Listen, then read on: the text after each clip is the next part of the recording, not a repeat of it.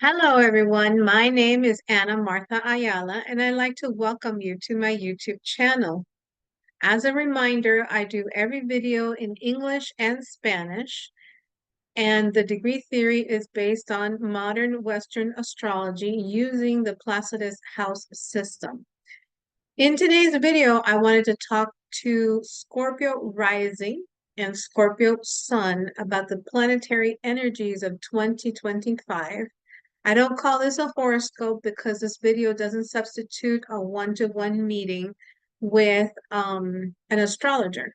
But at least you guys will get the gist of what 2025 is gonna hold for you.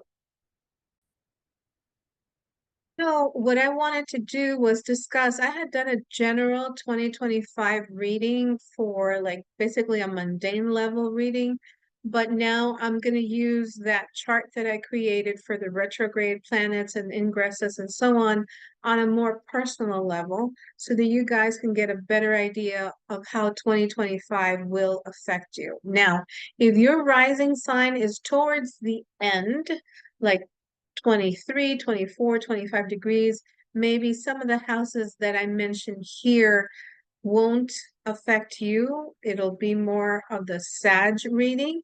So see how you might have to end up listening to both Scorpio and Sag to get a complete picture. All right, so let me bring up the chart, the worksheet actually that I created. And here we go. Now, for you, according to the degree theory for Scorpio, Sun, and Scorpio rising, you are ruled by Pluto. So the old ruler using Hellenistic astrology or traditional astrology is Mars. But for modern Western astrology with a degree theory, it is Pluto, the ruler, your chart ruler. However, I wanted to touch base on all of the retrograde planets and how they will affect you. Now, with Mercury, Mercury is going to go retrograde March 15th of 2025 at 9 degrees of Aries. And it will go direct April 7th, 2025 at 26 degrees of Pisces. So Mercury is going to station on these 2 degrees. Plus or minus 3 degrees is my preference, but you can go plus or minus up to 5 degrees. But I like to keep the orb kind of tight. So what does it mean when a planet stations? From our viewpoint here on Earth, what it means is that you see the planet going forward and then it stops or it stations. And these are the degrees that we're talking about. Aries at 9 degree and 26 degrees of Pisces for this Mercury retrograde, but this applies to every planet that I'm going to discuss. Now, when the planet stations at these degrees, it gives you either extra benefits if it's the benefics, right? Venus and Jupiter, or it gives you extra lessons or issues if it's the malefics, which is Mars and Saturn. Now, what does this mean and how do you apply it to your natal chart? When the planet retrogrades, it stands still. So a lot, for a few days, for example, for Mercury is like 3 or 4 days. Venus is more like 8 to 10 days. Mars, it could be like a week and a half or so. Jupiter is a couple of weeks. Saturn, it could go up to 3 weeks or so. Uranus is for a few months. Neptune the same way, and Pluto the same way. So in my monthly forecast, I will give you the dates of how long, these planets are going to station. And again, at the degrees that I'm mentioning, right? So let's say that you have a natal planet close to Aries at 9 degrees. Let's say it's Venus. So when Mercury retrogrades, your Venus will get communications either in love or business. That's how you apply this information to your natal chart. See what planets you have in Aries Libra, Capricorn, and Cancer because it's the cardinal axis, right? And in Pisces, at 26 degree, it would be the mutable axis. So you're talking about uh, Pisces, Virgo, Gemini, and Sag. So those are, and then the degrees, like I said, those are the ones that if you have a planet close to that, Mercury is going to be talking to that planet. Now, Mercury will retrograde July 18th of 2025 at 15 degrees of Leo, and it will go direct August 11th at 4 degrees of Leo. And then it will turn again retrograde November 9th of 2025 at 6 degrees of Sag, and then it will turn direct at 20 degrees of Scorpio. So when I say retrograde, it's just from the viewpoint of the Earth. The planet never goes backwards. It's just that's the way we see it from planet Earth. But the planets are always going forward. However, we see it going backwards or retrograding. And then again, when it stations to go direct, it stops, which means stationing, and then it will go forward, and then the energy is more positive. When it's retrograde, it's a time to review, a time to just look things over. It's not a time to initiate anything. Now, with Venus retrograde, Venus will retrograde March 2nd of 2025 at 10 degrees of Aries, and it will turn direct on April 13th of 2025 at 24 degrees of Pisces. Now, if you have any planets, because look, Mercury and Venus are going to be doing the same thing pretty much at the same time. There's going to be an overlap. So there will be some communication in love or money if you have planets close to these degrees. Now, Mars will retrograde December 6th of 2024 at 6 degrees of Leo, and it will go direct February 24th of 2025 at 17 degrees of Cancer. Jupiter will turn retrograde on October 10th, 2024 at 21 degrees of Gemini, and it will go direct on February 24th of 2025 at 11 degrees of Gemini. So specifically, if you have any planets close to these degrees, Jupiter is going to give you extra benefits, extra opportunities, extra blessings. Again, Gemini, Sag, Pisces, and Virgo, plus or minus 3 degrees. Saturn will go retrograde July 13th, 2025 at 10 degrees of Aries, and it will go direct on November 28th of 2025 at 25 degrees of Pisces. Now here, if you have any planets or angles, also, if your angles, the first, the fourth, the seventh, and the 10th house, close to these degrees, and this applies for any of the planets, but specifically Saturn, it'll give you extra lessons or, issues, challenges that you need to solve. Now, Uranus will go retrograde September 2nd, 2024 at 27 degrees of Taurus, and then it will go direct January 30th of 2025 at 23 degrees of Taurus. Now, here in this Uranus, we have Algol, which is the demon star, at 26 degrees of Taurus. Now, if for this one specifically, if you have Mercury or Mars at these degrees, be very careful, because if Uranus aspects Mercury, you might have a car accident. If Uranus aspects your natal Mars, then it's going to be there might be an accident or something breaking. Let's say if you have your Mars in the 4th house, then you're going to have an accident at home, or you may have an accident at home. If your Mars is in the 6th house, then you may have an accident at work. Like slip or fall, that type of thing, right? So be mindful. and pay careful attention. If you do have the aspect of Mercury, put a picture of a little plane in your car, Uranus. Uranus rules airplanes. Now, Neptune is going to go retrograde July 4th, 2025 at 2 degrees of Aries, and then it will go direct on December 10th, 2025 at 29 degrees of Pisces. So here, remember that if you've seen other videos that I've done, you know that there's a fixed star called Sheet at 29 degrees of Pisces. So next summer, we can anticipate very strong hurricanes, storms, floods, tsunamis, because Sheet is not a good star. It's a dangerous star.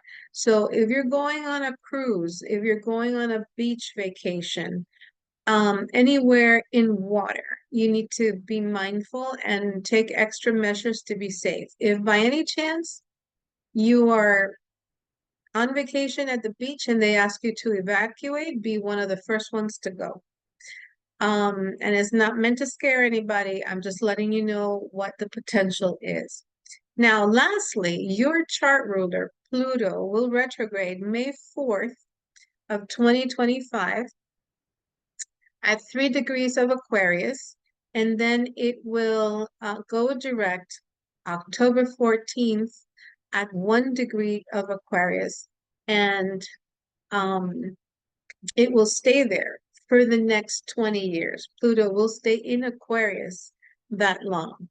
So, and like I said, for you, Pluto is the planet that you need to watch for retrograde because it's your chart ruler. That doesn't mean that life stops, but you need to just be mindful that this is going to happen. Now, we're going to discuss the ingresses to the house. So Scorpios, Scorpio ascendant or Scorpio sun. Scorpios are the detectives of the zodiac. They want to know everything about everyone, but then when you ask them about their life, it's classified. It's top secret. They'll say, oh yeah, everything is fine, everything's the same, nothing is different. They are very, very private about their personal information. They tend to be very passionate about love and people they care about, but they can also be very jealous, possessive, obsessive when they want something or someone. There is always something very sexy about a Scorpio. Like they have this sex appeal that just is very attractive. Now, Neptune is going to go into your sixth house because it's going into Aries. Remember that wherever Neptune is, you don't see things clearly. So there could be deception or something wrong, right? So if there's an issue that comes up with your health, make sure that you get a second opinion from a specialist, right? Don't just be careful because your doctor can make a mistake. Verify the meds, the medicines, the prescriptions that they're going to give you. Make sure you're not allergic to them. Make sure that the dosage is correct. Just double check anything health related. God forbid something does come up in health. Because remember, this transit is going to be here for the next 14 years. Ask a lot of questions, do your own research on whatever the diagnosis is. So you have to be very careful with your health. At work, be careful with your coworkers, lying, stealing, being deceptive. Someone at your work can be someone completely different than the person you thought they were. On the positive side, you can find a dream job, right? Because Neptune rules dreams or something that you want in health. Um, you know, maybe you've been working really hard at getting your health on track. Well, you know what? it might happen, right? On the positive side. Try to, Neptune rules spirituality. So try to think, like positive affirmations. Um, Yoga is also very good. Meditation to try to get your health in optimum condition. Saturn is also going to ingress in your sixth house. So here the focus again is on health. So health and work, because it's still the same sixth house.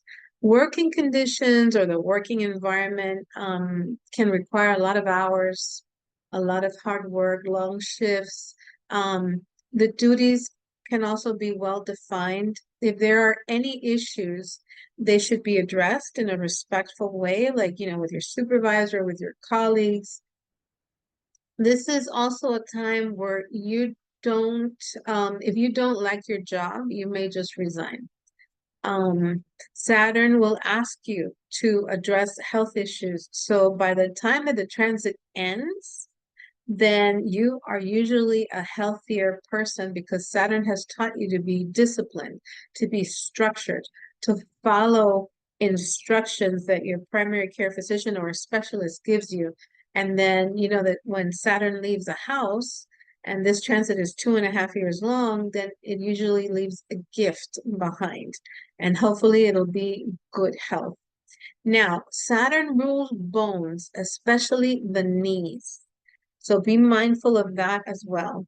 If Mercury is in the sixth house, careful with negative thinking because Mercury rules your mind and Saturn tends to, get people depressed. So, you might want to take note of that.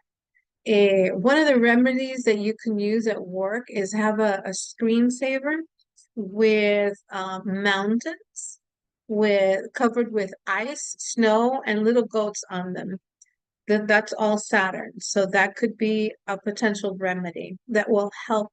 It won't solve your issues, but it will help alleviate the energy.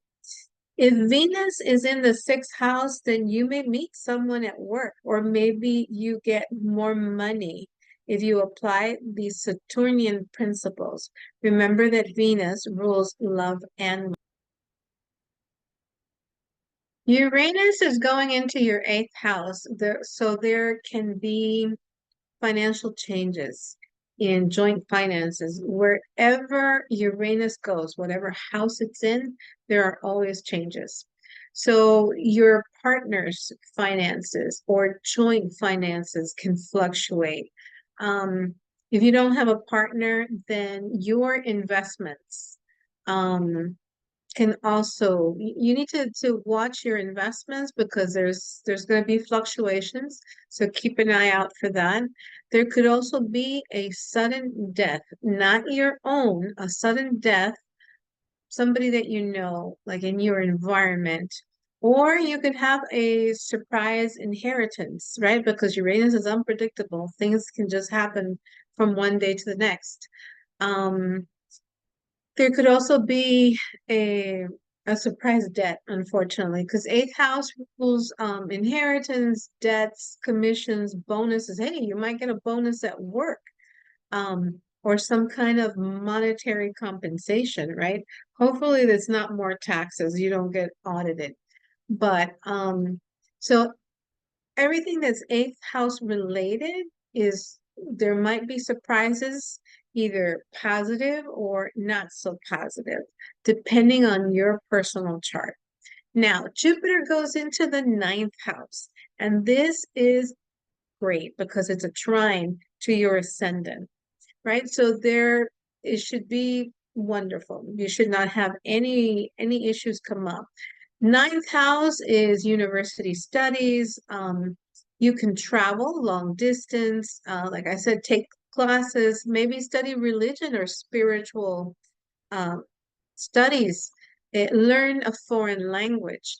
Jupiter is the natural ruler of the ninth house, so it should be very good for you.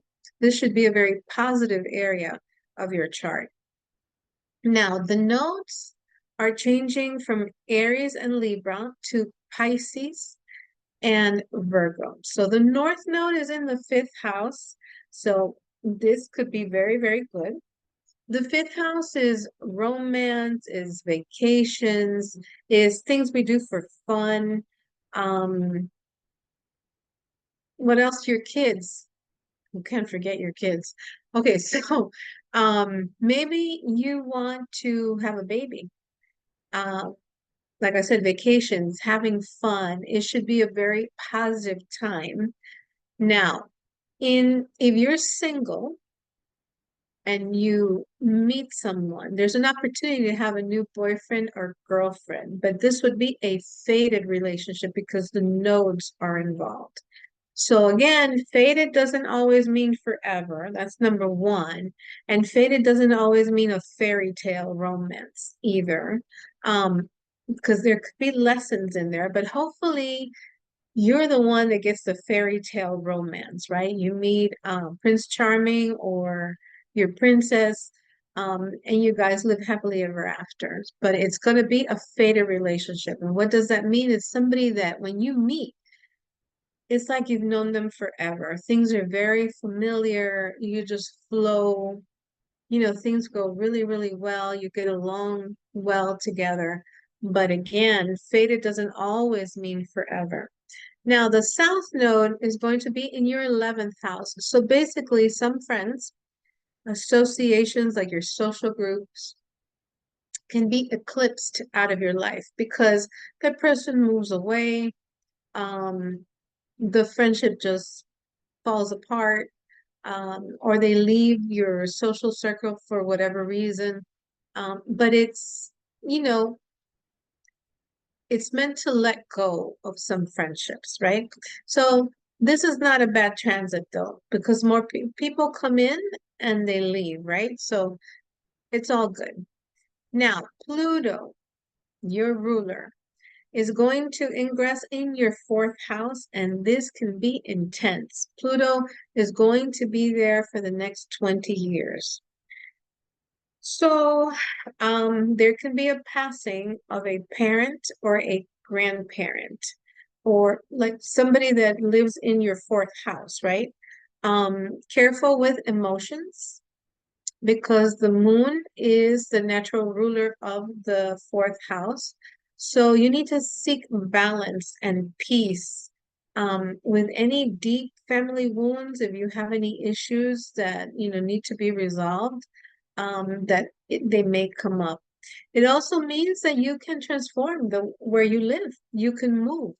Perhaps you're moving across the country, you're buying a new home, or maybe you are gonna like redo your house, or redo your apartment, or maybe you need to take care of someone like a parent in your home.